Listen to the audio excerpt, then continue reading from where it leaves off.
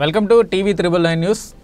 కొమరంభీం ఆసిఫాబాద్ జిల్లా రెబ్బన మండలం నంబల గ్రామ పంచాయతీలో గల మండల ప్రజా పరిషత్ ప్రాథమికోన్నత పాఠశాల, జిల్లా పరిషత్ ఉన్నత పాఠశాలలో ప్రధానోపాధ్యాయులు రమేష్ పురుషోత్తముల ఆధ్వర్యంలో వన మహోత్సవం కార్యక్రమం ఘనంగా నిర్వహించారు. ఈ కార్యక్రమంలో పాఠశాలల ఉపాధ్యాయులు, వ్యాయామ ఉపాధ్యాయుడు వసీం మరియు విద్యార్థులు పాల్గొన్నారు.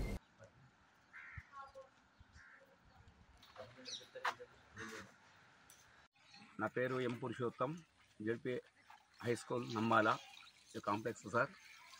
ఇక్కడ మా నంబాల హై స్కూల్లో మంచి గ్రౌండ్ ఉంది. గ్రామ పంచాయతీ నుండి కూడా మాకు మొక్కలు ఇవ్వడం జరిగింది. దాదాపుగా ఒక 28 మొక్కలు పెట్టాం.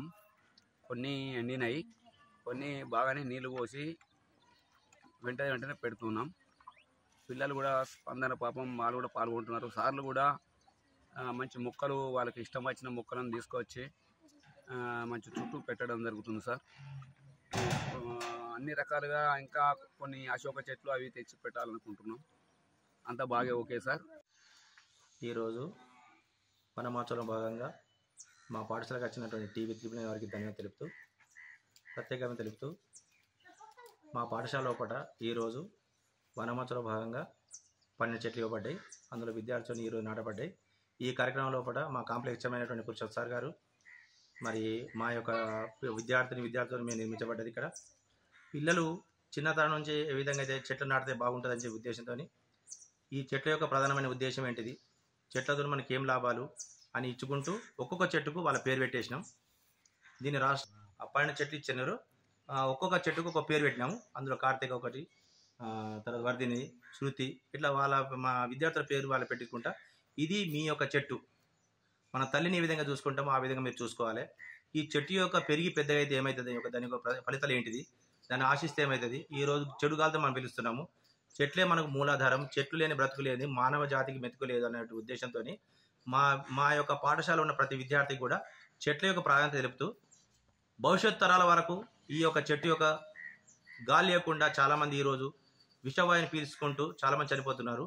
అలాంటి వారికి కూడా నాది ఏంటంటే విజ్ఞప్తి, చిన్నప్పటి నుంచి ప్రతి విద్యార్థికి మనం నేర్పించో వాళ్ళు పెరిగి పెద్దగా అయిపోయి ఈ యొక్క చెట్ల యొక్క ప్రాధాన్యత ఏంటిది, ఎక్కడ చూసిన చెట్లు తరిగిపోతున్నాయి ఆల్రెడీ, దీనివల్ల వర్షాలు రాకుండా పోతున్నవి.